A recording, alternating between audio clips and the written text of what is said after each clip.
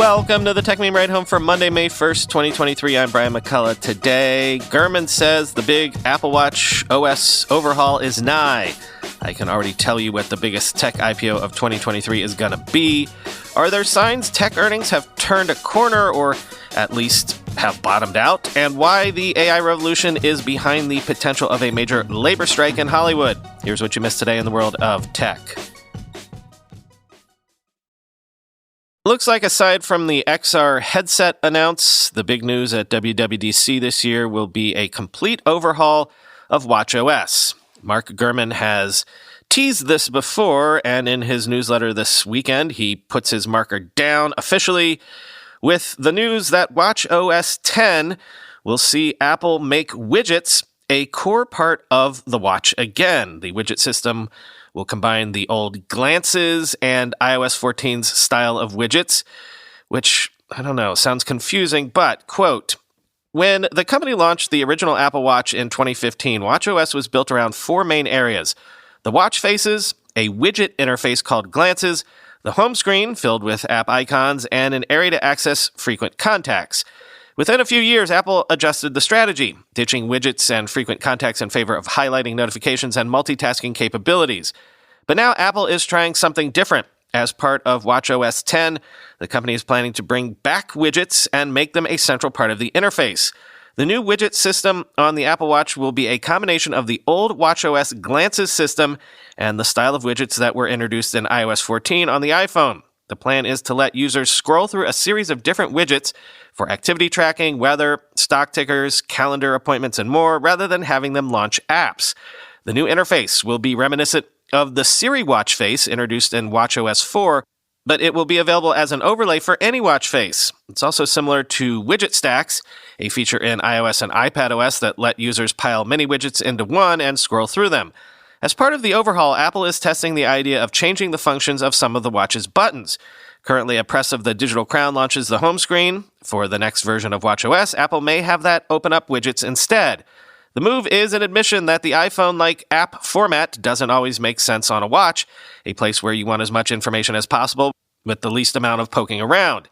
7 years since their introduction, Apple Watch apps have barely caught on. The company also hasn't gotten enough third-party developers on board, especially when you compare with other platforms. A recent filing in Europe illustrates this point. The Watch App Store has fewer than 1 million monthly users in the region, Apple disclosed, versus 101 million on the iPhone. In light of that, watchOS 10 will give people what they want, even quicker access to bits of information. Still, the shift may be jarring for some longtime Apple Watch users. That's why I wouldn't be surprised if the company considers making the new interface optional, at least at first, end quote. Yeah, I don't know about this. I know we all have a tendency to be like, don't change the UI because I'm used to it, but still, I really would need to try this out for a couple days to be convinced, I think.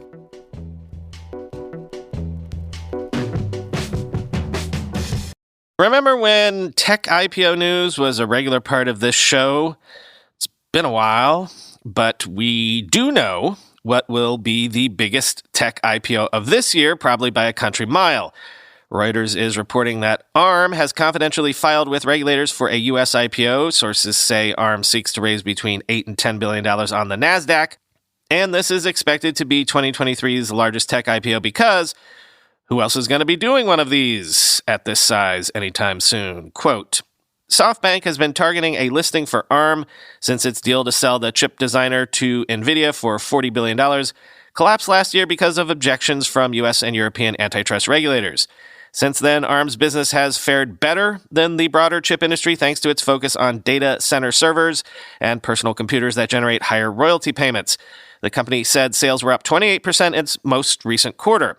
ARM's IPO is expected to boost the fortunes of SoftBank, which is battling to turn around its giant vision fund, which has been hit by losses due to the declining valuations of many of its holdings in technology startups.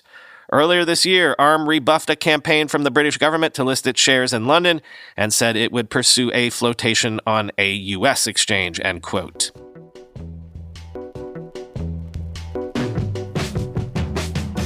What have those IPO announcements been replaced with on this show? AI project launches, right? One of those now, before we close the show with the usual grouping of AI headlines. Microsoft's Canva-like web app designer which leverages user-created content and OpenAI's text-to-image DALL-E 2 to ideate designs, has launched in public preview. Worth checking out, quoting TechCrunch. Announced in October, Designer is a Canva-like web app that can generate designs for presentations, posters, digital postcards, invitations, graphics, and more to share on social media and other channels. It leverages user-created content and DALL-E 2, OpenAI's text-to-image AI, to ideate designs with drop-downs and text boxes for further customization and personalization. Now, Designer can generate written captions and hashtags relevant for social media posts, offering several suggestions users can choose from. They can also create animated visuals, complete with backgrounds and text transitions, powered by AI. In the future, Designer will gain additional editing features, Microsoft says, including the ability to place an object in a specific spot in a graphic and automatically fill in the rest of a picture. Forthcoming erase and replace background options, meanwhile, will let users brush over objects, people, or backdrops they didn't intend to be in a graphic. Designer will remain free during the preview period, Microsoft says. It's available via the Designer website and in Microsoft's Edge browser through the sidebar. Once the Designer app is generally available, it'll be included in Microsoft 365 Personal and Family subscriptions and have some functionality free to use for non-subscribers, though Microsoft didn't elaborate. Addressing some of the legal questions that have sprung up recently around AI-powered image generation systems, Microsoft says that users will have full usage rights to commercialize the images they create with Designer and Image Creator. It's unclear whether that might change in the future, though, given the ongoing court battles involving OpenAI and other startups commercializing generative AI tools, end quote.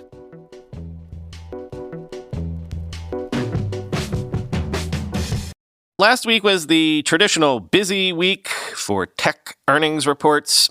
I didn't really linger on them that much because most of the reports were either fair to middling or at least surprisingly good. So I guess it was a narrative violation, but wasn't enough really to talk about, though maybe I should have. Apple and Shopify are still later to come this week, but I think Megan Bobrowski in the Wall Street Journal is right to note that earnings from Meta, Amazon, Google, and Intel last week were better than expected, sparking hopes that the post-pandemic hangover in tech is fading. The only fly in the ointment is sales growth still lags, and the boom times for cloud computing might be hitting a wall. Quote, digital ad spending is stabilizing, for instance, and laptop buying is showing modest signs of life. The big tech companies that reported results this past week added a combined $320 billion in market valuation after posting their figures, according to FactSet and Dow Jones market data.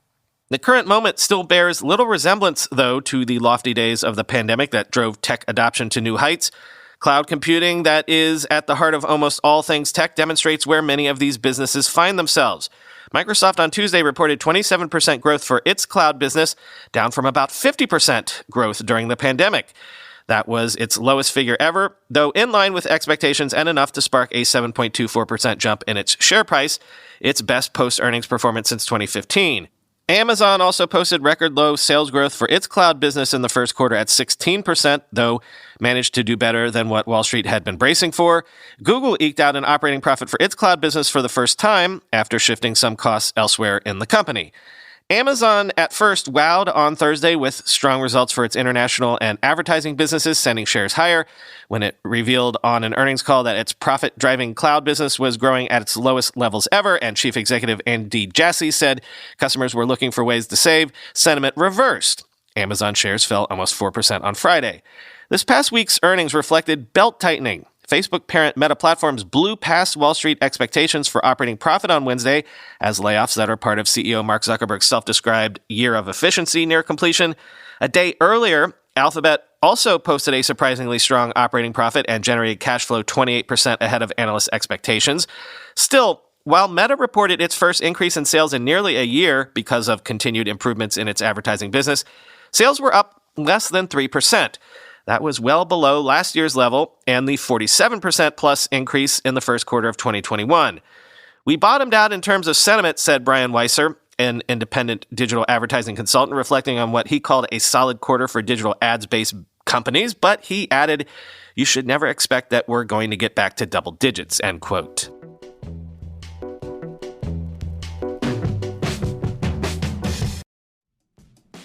Want a better way to simplify your business finances across expenses, vendor payments, and accounting? If so, Ramp could be a complete game changer for you. Ramp is the corporate card and expense management software designed to help you save time and put money back in your pocket. Ramp is easy to use. Get started, issue virtual and physical cards, and start making payments in less than 15 minutes. Whether you have 5 employees or 5,000, Ramp gives your finance teams unprecedented control and insight into company spend. With Ramp, you're able to issue cards to every employee with limits and restrictions and automate expense reporting. Ramp's accounting software automatically collects receipts and categorizes your expenses in real time, so you don't have to. You'll never have to chase down a receipt again, and your employees will no longer spend hours submitting expense reports. The time you'll save each month on employee expenses will allow you to close your books 8 times faster. And Ramp saves you money. Businesses that use Ramp save on average 3.5% the first year. And now, get $250 when you join Ramp. Just go to ramp.com/techmeme, ramp.com/techmeme, ramp.com/techmeme. This show is sponsored by BetterHelp. Do you know how much time I spend doing the show, on my various businesses, on the fund each week? Do you ever wonder where I find time to spend time with my kids and my wife? Here's a better question. How much time do I set aside to spend on myself? When we spend all of our time giving, it can leave us feeling stretched thin and burned out. That's where therapy has helped me for more than a decade now. Therapy can give you the tools to find more balance in your life so you can keep supporting others without leaving yourself behind. If you're thinking of starting therapy, give BetterHelp a try. It's entirely online. It's designed to be convenient, flexible, and suited to your schedule. Just fill out a brief questionnaire to get matched with a licensed therapist and switch therapists anytime for no additional charge. Find more balance with BetterHelp. Visit betterhelp.com/techmeme today to get 10% off your first month. That's BetterHelp, HELP.com/techmeme. All right, let's close today with 2 contrasting stories of AI. First, AI is either on the cusp of changing things, or the potential of AI is already forcing changes. First, will AI finally deliver the improvements and efficiency gains in healthcare that we've been waiting for 30, 40 years now? Some U.S. hospitals are testing if GPT-3 can cut the time staff spend replying to online queries. A study claims that the first ChatGPT version replied better than doctors to patient inquiries. Quoting the Wall Street Journal, in California and Wisconsin, OpenAI's GPT generative artificial intelligence is reading patient messages and drafting responses from their doctors. The operation is part of a pilot program in which 3 health systems test if the AI will cut the time that medical staff spend replying to patients' online inquiries. UC San Diego Health and UW Health began testing the tool in April. Stanford Healthcare aims to join the rollout early next week. Altogether, about 24 healthcare staff are piloting this tool. Marlene Millen, a primary care physician at UC San Diego Health who is helping lead the AI test, has been testing GPT in her inbox for about a week. Early AI-generated responses needed heavy editing, she said, and her team has been working to improve the replies. They're also adding a kind of bedside manner. If a patient mentioned returning from a trip, the draft could include a line that asked if their travels went well. It gives the human touch that we would, Dr. Millen said. There is preliminary data that suggests AI could add value. ChatGPT scored better than real doctors at responding to patient queries posted online, according to a study published Friday in the journal JAMA Internal Medicine, in which a panel of doctors did blind evaluations of posts. Epic, the company based in Verona, Wisconsin, that built the My Chart tool, through which patients can message their healthcare providers, saw logins more than double from 106 million in the first quarter of 2020 to 260 million in the first quarter of 2023. Epic's software enables hospitals to store patient records electronically.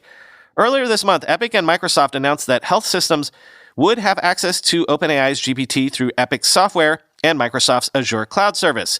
Microsoft has invested in OpenAI and is building artificial intelligence tools into its products. Hospitals are piloting GPT-3, a version of the large language model that is powering ChatGPT. ChatGPT has mystified computer scientists with its skill in responding to medical queries, though it is known to make things up, including its ability to pass the U.S. medical licensing exam. OpenAI's language models haven't been specifically trained on medical datasets, according to Eric Boyd, Microsoft's corporate vice president of AI platform, though medical studies and medical information were included in the vast dataset that taught it to spot patterns. Doctors working with ChatGPT may be the best messenger, said John Ayers, a computational epidemiologist at the University of California, San Diego, and an author of the JAMA study, end quote. All of this speaks to that Mark Andreessen vision that I shared with you not too long ago of doctors not being replaced by AI in the future so much as taking on a new role of AI whisperer / patient counselor.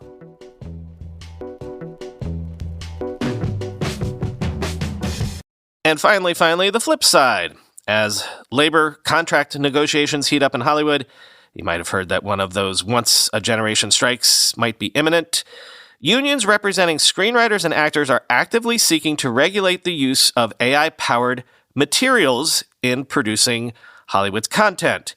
Quoting the New York Times, when the union representing Hollywood writers laid out its list of objectives for contract negotiations with studios this spring, it included familiar language on compensation, which the writers say has either stagnated or dropped amid an explosion of new shows. But far down, the document added a distinctly 2023 twist. Under a section titled Professional Standards and Protection in the Employment of Writers, the union wrote that it aimed to, quote, regulate use of material produced using artificial intelligence or similar technologies, end quote. To the mix of computer programmers, marketing copywriters, travel advisors, lawyers, and comic illustrators suddenly alarmed by the rising power of generative AI, one can now add screenwriters. It's not out of the realm of possibility that before 2026, which is the next time we will negotiate with these companies, they might just go, you know what, we're good, said Mike Schur, the creator of The Good Place and co-creator of Parks and Recreation. We don't need you, he imagines hearing from the other side. We have a bunch of AIs that are creating a bunch of entertainment that people are kind of okay with, end quote. Mr. Schur, who serves on the bargaining committee of the Writers Guild of America as it seeks to avert a strike before its contract expires on Monday, said the union hopes to, quote, draw a line in the sand right now and say writers are human beings, end quote. Actors fear that studios will use AI to replicate their voices while cutting them out of the process. We've seen this happening. There are websites that have popped up with databases of characters' voices from video games and animation, said Lindsay Rousseau, an actress who makes her living doing voice work. On-camera actors point out that studios already use motion capture or performance capture to replicate artists' movements or facial expressions. The 2018 blockbuster Black Panther relied on this technology for scenes that depicted hundreds of tribespeople on cliffs, mimicking the movements of dancers hired to perform for the film. Some actors worry that newer versions of the technology will allow studios to effectively steal their movements, quote, creating new performance in the style of a wushu master or karate master and using that person's style without consent, said Zeke Alton, a voice and screen actor who sits on the board of his local union SAG-AFTRA in Los Angeles.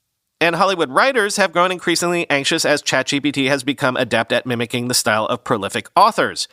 Early on in the conversations with the Guild, we talked about what I call the Nora Ephron problem, said John August, who is on the Writers Guild negotiating committee, which is basically what happens if you feed all of Nora Ephron's scripts into a system and generate an AI that can create a Nora Ephron-sounding script, end quote. Mr. August, a screenwriter for movies like Charlie's Angels and Charlie and the Chocolate Factory, said that while artificial intelligence had taken a back seat to compensation in the Writers Guild negotiations, the union was making two key demands on the subject of automation. It wants to ensure that no literary material, scripts, treatments, outlines, or even discrete scenes can be written or rewritten by chatbots. A terrible case of like, oh, I read through your scripts, I didn't like the scene, so I had ChatGPT rewrite the scene. That's the nightmare scenario, Mr. August said. The Guild also wants to ensure that studios can't use chatbots to generate source material that is adapted to the screen by humans, the way they might adapt a novel or a magazine story. SAG-AFTRA, the Actors Union, says more of its members are flagging contracts for individual jobs in which studios appear to claim the right to use their voices to generate new performances. A recent Netflix contract sought to grant the company free use of a simulation of an actor's voice, quote, by all technologies and processes now known or hereafter developed throughout the universe and in perpetuity, end quote.